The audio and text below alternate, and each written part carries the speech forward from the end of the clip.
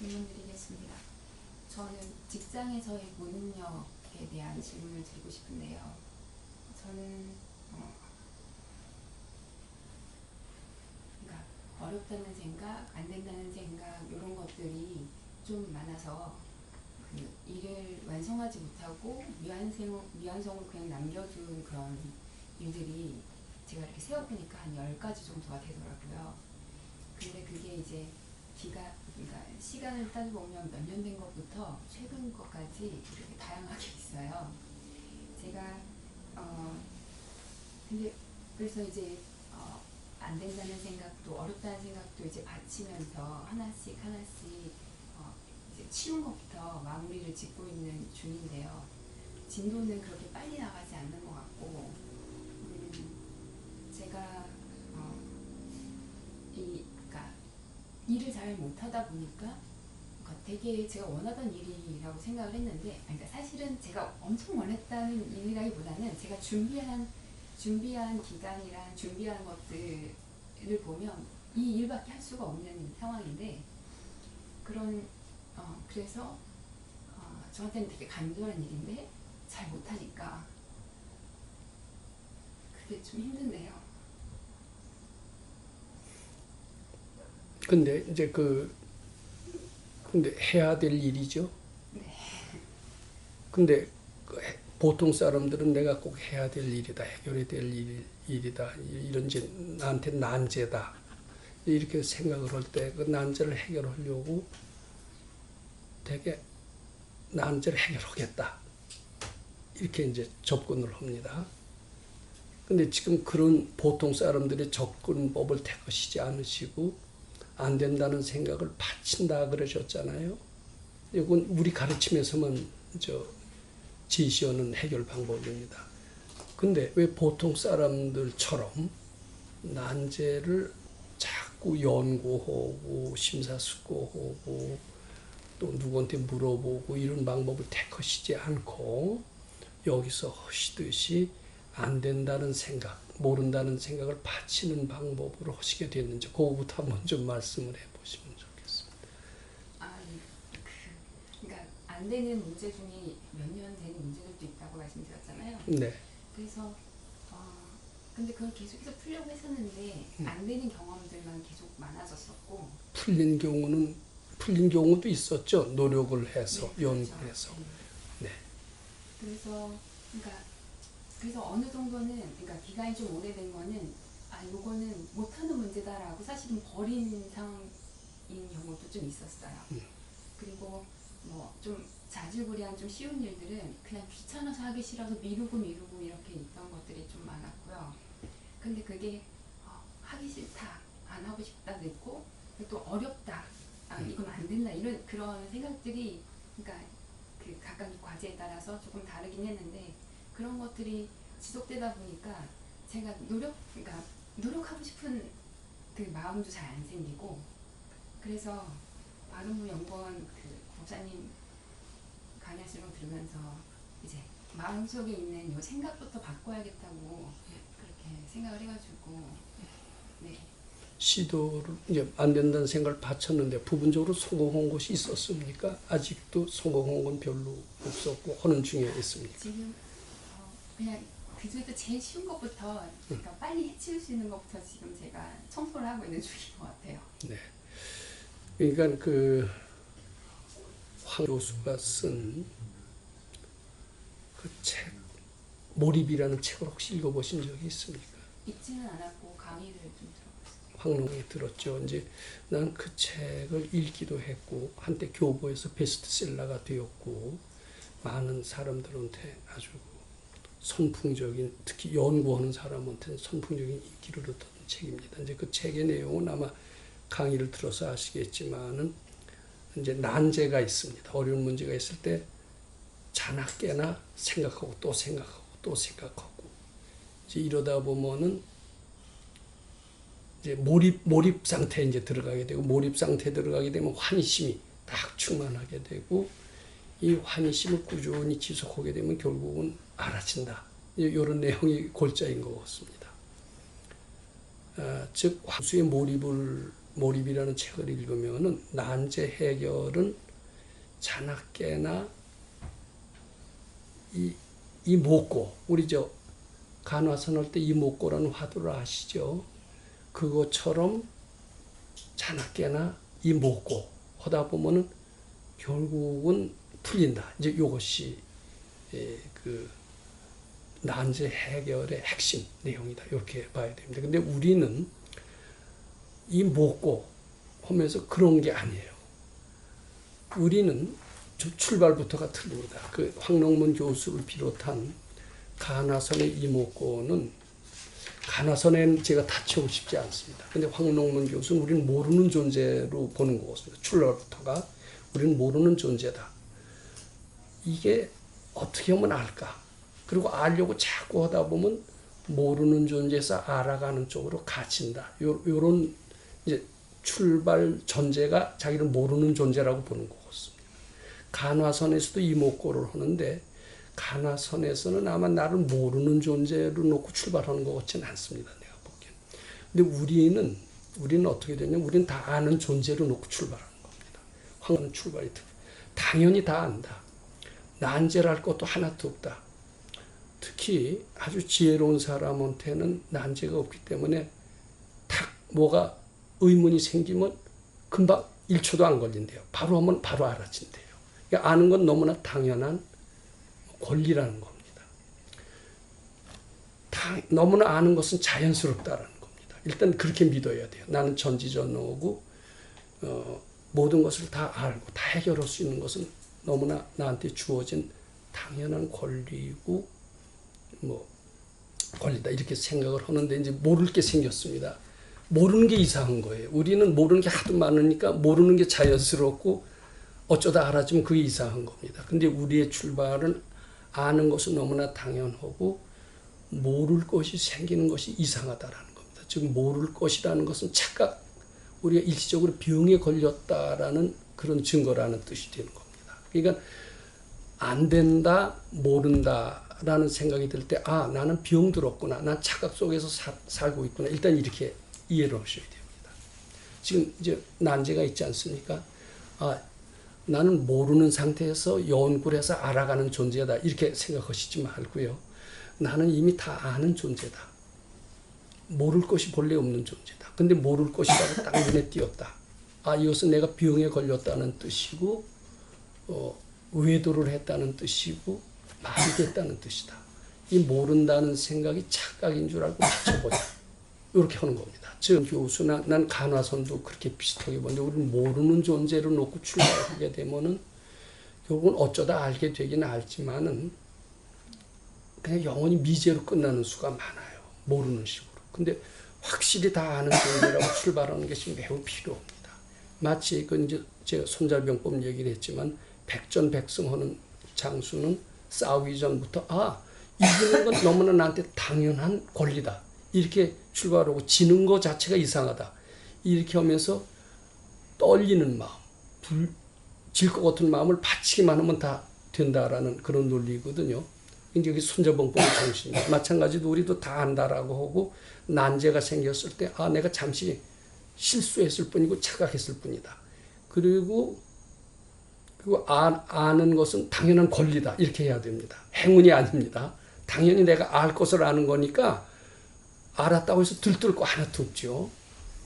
그리고 모른다는 생각은 병적이고 착각적인 현상에서 나오는 일시적인 거기 때문에 그 착각인 줄 알고 힘써서 바치셔야 됩니다. 바치시기 전에는 무엇이 꼭 필요하냐면 나는 다 아는 존재다.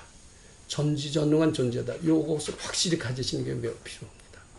그 생각만 확실히 하다라면은 모른다는 생각이 착각인 줄 알고 바치는데 훨씬 쉬울 겁니다. 근데 나는 전지전능한 존재요.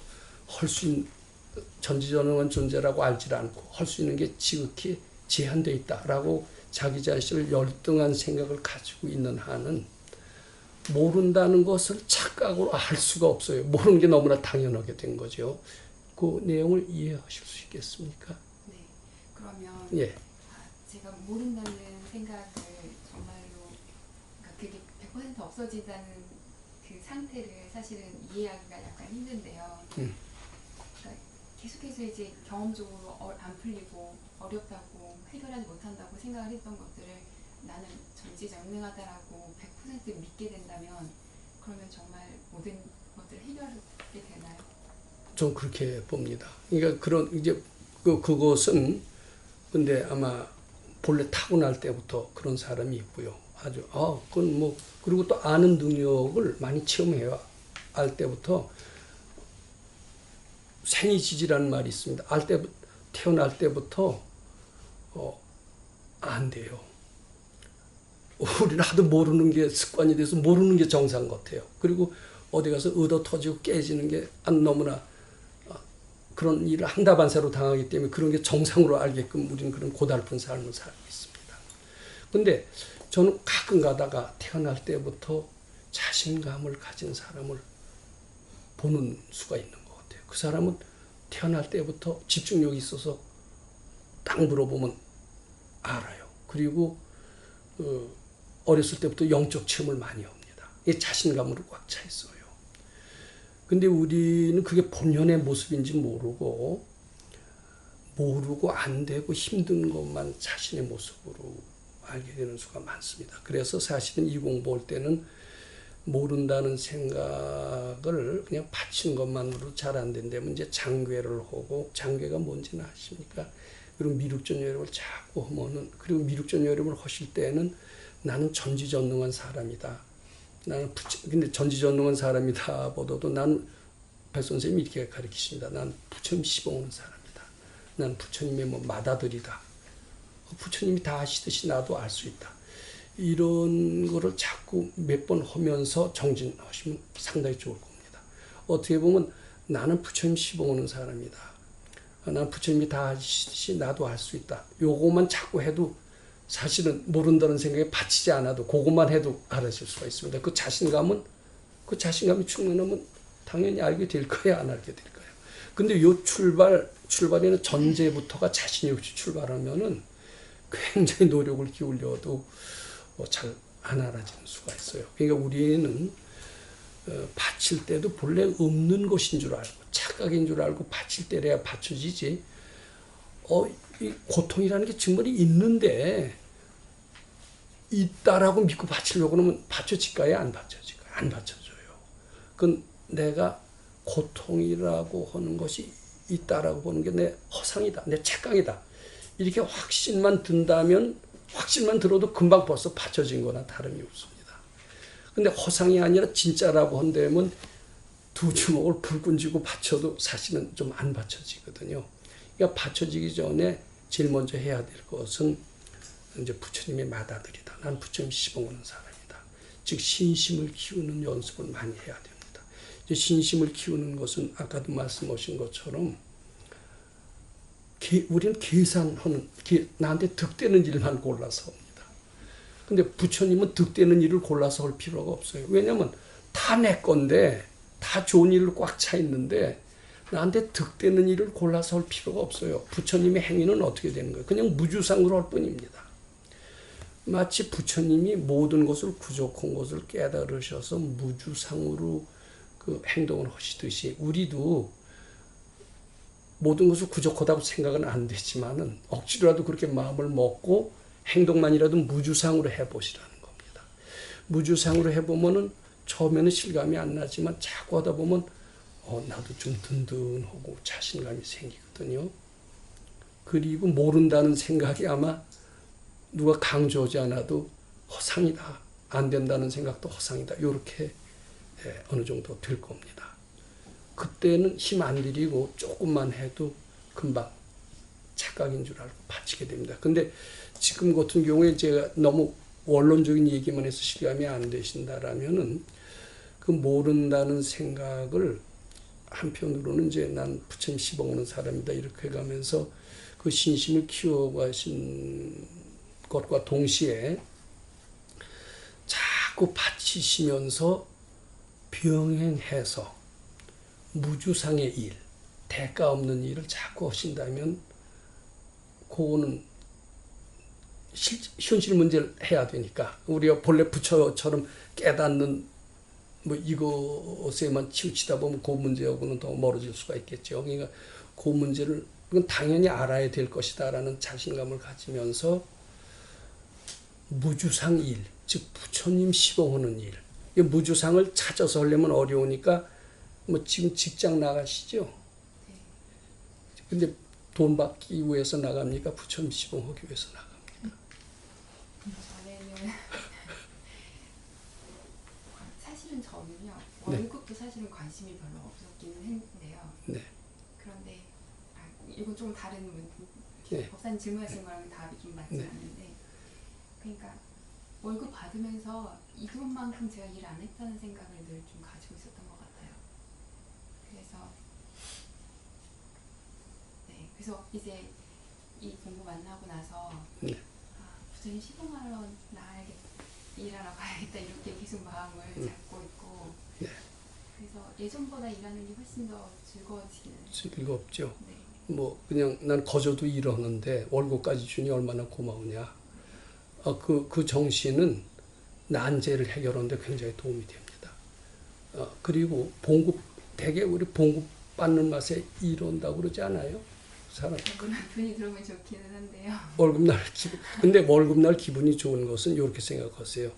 내가 용돈 쓰기 위해서 좋은 게 아니라 부처님 시봉할 수 있는 돈을 마련했으니 좋다. 이렇게 생각하면은 똑같이 좋더라도 좋은 공덕 지어지는 일로 갑니다. 근데 월급 탔으니까 뭐 애인을 만난다, 뭐 극장을 간다 이렇게 하면 내 이기적인 목적을 위해서 봉급을 좋아하는 거기 때문에 이게 공덕으로 연결이 덜 됩니다. 그냥 봉급 타는 건 좋은데 이거 해서 더 부처님 시봉할 수 있고 좋은 일을 할 수 있다. 이렇게 마음이라도 그렇게 자꾸 연습을 하시고요. 이제 그게 일종의 이제 무주상 모시 연습입니다. 즉 일을 하되 나 잘 되기 위해서 하시지 말고, 사실 그게 쉽지 않아요. 부처님 기쁘기 위해서 해봐라. 그리고 저는 그러고 싶은데 요새 어떻습니까? 점심값 내면은 서로 뭐 더치페이 합니까? 저는 제가 다 내는 편인데요. 그럼 주위에서 인기도 아주 좋겠습니다. 그렇지도 않아요. 네, 하여튼 뭐 일부러 찾아서 할 건 없어도 내 순서가 되려면 발발 떠는 사람이 있죠. 근데 그러시지는 말고 항상 주는 마음, 항상 사람을 할 때 저 사람이 나한테 뭐가 도움이 되나 이렇게 생각하시지 말고 내가 항상 무엇을 도움을 줄 수 있나, 이런 자세로 사는 건 어렵지가 않겠죠. 근데 그렇게 마음을 연습하시는 것은 내가 스스로 부처님 자손이다라는 것을 인정하는 것이 되고, 그런 난제 해결을 푸는데 굉장히 도움이 될 수 있을 것 같습니다. 그러니까 정리하신다면은 난제가 착각인 줄 알고 자꾸 받치시면은 결국 알아지게 되는데, 잘 안 알아질 때는 무주상보시 연습을 해라. 부처님 시봉하는 연습을 해라. 무보수한 연습을 해라. 그러면서 스스로 부처님의 자손임을 인식해라. 그리고 자꾸 당연히 아는 것은 내 권리다라고 생각하고 모른다라는 생각에 대해서 미륵전열애를 열심히 해라. 그러면 어느덧 느닷없는 순간에 난제가 하나 탁 터지는 순간이 올 것 같습니다. 그리고 절대로 포기하시지 말고 그냥 내가 지금 안 풀고 있을지언정 이건 못 푸는 문제는 아니다. 이렇게 생각을 해두시는 바람직하다고 생각합니다. 네. 다음 더 보충 질문하실 것이 있습니다. 예. 그러니까 지금 난 그 박 선생님의 심정을 아는데 난 백수로 한 1년을 놀아본 적이 있어요. 아마 박 선생보다 훨씬 더 고통스러워. 친구 뭐고 다 만나기가 싫더라고요.